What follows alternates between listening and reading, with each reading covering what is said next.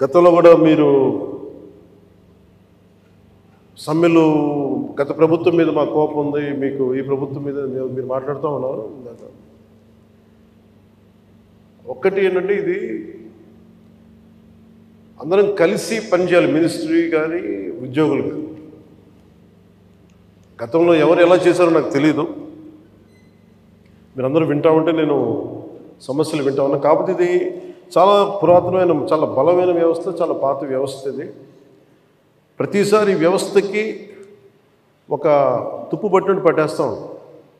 దీన్ని బలోపేతం చేయాల్సిన అవసరం ఉంది. దీనిని సమస్యలు ఏమైతే ఉన్నాయో మీ అందరికీ ప్రతి సంఘం తరఫున ఇది ప్రత్యేకించి ఒక ఓవరాల్గా మేము ఇలా చేయదలుచుకున్నాం, మా సమస్యలు ఇవి, లేదంటే మేము ఇలా నిలబడతాం, కొంచెం ఇవన్నీ చెప్తా ఉన్నారు. నేను మీకు ఈరోజు మాటిస్తున్నాను, పంచాయతీ పనులతో పాటు మీ సమస్యలను కూడా నేను వినే వ్యక్తిని. నేను ప్రత్యేకించి ఏ సంఘాలకు సంబంధించి ఆ సంఘానికి ప్రత్యేకించి ఒక టైంని అలాట్ చేసి మరి. కాకపోతే నాకున్న సమస్య ఏంటంటే, అందరూ కొంచెం ప్రిపేర్ అయ్యారండి బాగా. అంటే నేను చాలా శాఖలు ఉన్నాయి, మిగతా పనులు కూడా చూసుకోవాలి. కాబట్టి మీరు బాగా ప్రిపేర్ అయ్యి వచ్చి ఒక పరిష్కార మార్గం కూడా తీసుకెళ్ళండి. దాదాపు ఇలా ఆలోచించవచ్చు, ఇలా చేయొచ్చు. ఇందాక మీరు మాట్లాడుతూ అన్నారు, గత ప్రభుత్వం అంటే అంతకుముందు 2014 వచ్చినప్పుడు మా మీద కొంచెం కెనుకుందన్నట్టుగా మీరు అన్నారు ఇందాక. అది అంటే భయపెట్టేవాడికి భయపడతారు కానీ కొంచెం ఓపెన్గా సహజంగా కొంచెం వినేవాళ్ళతోటి ఎక్కువ ఆ బాధను మేము గత ప్రభుత్వం మిమ్మల్ని అందరినీ భయపెట్టింది, అది నేను అర్థం చేసుకోగలను. కానీ మేము మీకు భుజం కాసే వ్యక్తులు. మేము ఎందుకు ఒక వ్యవస్థని తిరిగి బలోపేతం చేయాలంటే చాలా చాలా కష్టసాధ్యమైంది. నాకు నిజంగా చెప్పాలంటే ఒకసారి నాకు ఇది నేను చాలా ఆనందంగా ఎంచుకున్న శాఖ. నేను ప్రభుత్వ ఉద్యోగ కొడుకుని, ఆ జీతాల మీద మేము పెరిగిన వాడిని. మా నాన్న జీతాలు రాకపోతే మమ్మల్ని స్కూల్ బయటికి పంపించి మళ్ళీ జీతాలు వచ్చిన తర్వాత మళ్ళీ స్కూల్లోకి ఎలవ్ చేసినాయి, అవి కూడా ఉన్నాయి నా సంఘటన. అలాంటి సంఘటనలు ఉన్నాయి. అందుకని కష్టాన్ని అర్థం చేసుకోగలను. అంటే 1వ తారీఖు జీతం రాకపోతే ఏమవుద్దు నాకు అనుభవం ఉంది. నాకు అలాగే ఆఖరి వారంలో డబ్బులు అయిపోతే కూడా ఆ పరిస్థితి కూడా నాకు తెలుసు. మాకు పొరపాటున మేము ఏదో ఇవి జరిగిపోయినాయి, కానీ మేము ఇలా ఈ సినిమా రంగంలో ఇవన్నీ ఉండటం వల్ల బేసిక్గా చాలా సాధారణ స్థాయి నుంచి వచ్చాం. కాబట్టి అన్నిటికంటే కూడా సాధారణ స్థాయి మాకు భగవంతుడి వచ్చిన, మమ్మల్ని తీసుకొచ్చిన సాధారణ స్థాయి కష్టాలని మేము మర్చిపోం. అందుకని ఈ రోజున రోడ్ల మీద బయటికి వెళ్ళి ఎందుకు ఆగి ఎందుకు మాట్లాడుతానంటే, ఆ కష్టం ఎలా ఉంటుందో నాకు తెలుసు. ఇందాక మీరు ఇచ్చిన రిప్రజెంటేషన్ కూడా ఆ కష్టం ఎలా ఉంటుందో నాకు తెలుసు. సో ఇలాంటి స్పందనకి వెంటనే ఉంటుంది. కానీ నేను కోరుకునేది ఏంటంటే, మిమ్మల్ని గత ప్రభుత్వం మిమ్మల్ని భయపెట్టింది. అంతకుముందు ఉన్న ప్రభుత్వంకి మీరు ఏదైనా ఒక నిరసన చెప్పడానికి చాలా బలంగా చెప్పగలిగేవారు. కానీ ఇప్పుడున్న కూటమి ప్రభుత్వం మీకు అండగా నిలబడుతుంది. ఫస్ట్ ముందస్తుగా మేము మీతో గొడవ పెట్టుకోవడానికి ఫస్ట్, ఎందుకంటే బ్యాడ్ బ్లడ్ ఉండకూడదని ఫస్ట్ ఫోన్ చేశాను మీకు. అరే వస్తే నువ్వు కలవలేదండి, నువ్వు కూర్చొని పెద్ద ఆఫీసులను కలుస్తాం, మమ్మల్ని కలవవా అనే ఒక చిన్న బాధ ఏదైనా ఉంటుంది. ఎందుకంటే నాకు తెలుసు, మా నాన్న బాధ నాకు తెలుసు. అందుకని వెంటనే ఫోన్ చేశానండి. ఆ కష్టం నాకు తెలుసు. ఇంకా నేను మీకు ఒకసారి ఏమైపోతుంది, అందరూ ఒకేసారి వచ్చేస్తే నేను మాట్లాడలేని పరిస్థితులు తప్ప, మీరు 1-on-1 కూర్చొని గ్రూప్గా కూర్చుంటే మటుకు నేను చాలా మీకు ఫస్ట్ వినే వ్యక్తిని. నేను విన్న తర్వాత పరిష్కార మార్గం వెతుకుతాం.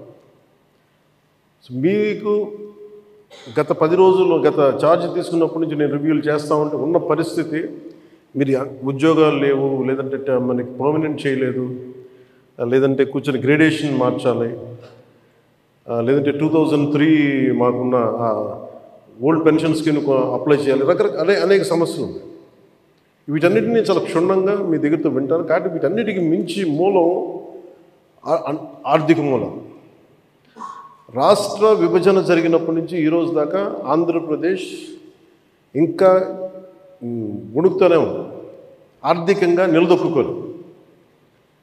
మేము కూడా ఓటు చీలకూడదు, అందరం కలిసి రావాలి. ఎందుకన్నామంటే అసలు ఆంధ్రప్రదేశ్కి ఒక బలమైన రాజకీయ వ్యవస్థ ఉంటేనే కింద ఉన్న మనకి పనిచేస్తున్న ఉద్యోగులందరికీ కూడా ఒక భద్రత ఉంది.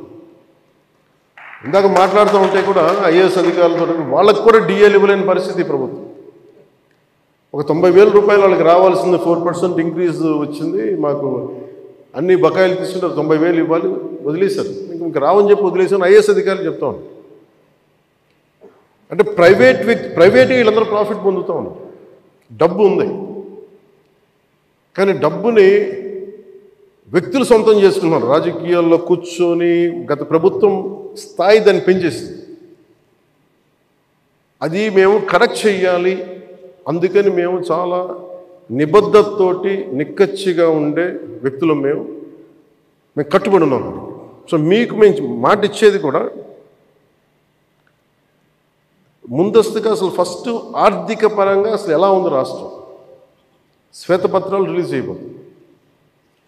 ఆర్థిక పరంగా ఎంత బలం, ఏ పరిస్థితిలో ఉంది, ప్రతి డిపార్ట్మెంట్లో ఎంత డబ్బు ఉంది, ఏ డబ్బులు ఉన్నాయి, అసలు ఏమైపోయినట్టు. ఉదాహరణకి పొద్దున ఏదో రివ్యూ చేస్తూ ఉంటే నారాయణ గారితో మాట్లాడుతూ ఉంటే అంటే ఏ పరిస్థితిలో ఉన్నాయి చెప్తాను.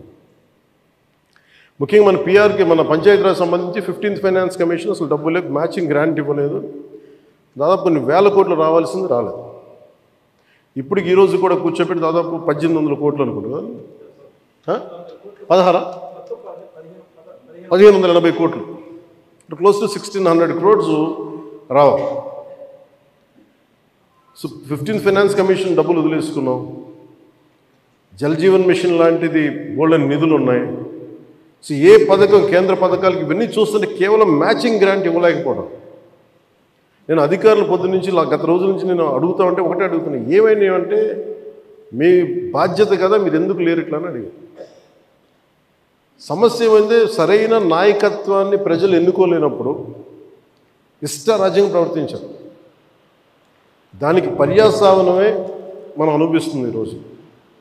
నేను మీకు ఒక రెవల్యూషనరీ విప్లవాత్మకమైన మార్పులు తీసుకురావాలి ఆంధ్రప్రదేశ్ విధి విధానాల్లో కానీ ప్రభుత్వ విధానాల్లో కానీ. దానికి నేను నా వంతు కృషి నేను బలంగా చేసి పెడతాను. మీకు ఏదో ఒక రోజు వారానికి మీ సమస్యల మీద ప్రత్యేకించి దృష్టి సారిస్తాను. అంటే ఈరోజు కూర్చుంటే ఒక సపోజ్ నెల రోజుల్లోపు నాకున్న సమయాల్లో, అందుకే నెల రోజులు అంటే అది 2 వారాల్లో కానీ మీరు చెప్పండి, నాకు ఇంత టైం పడుతుంది, ఒక్కొక్క వింగ్ని అర్థం చేసుకోవాలి. ఇప్పుడు మీరు చెప్పారు ఈ ఫిట్మెంట్లు కానీ పిఆర్సీ, మనకి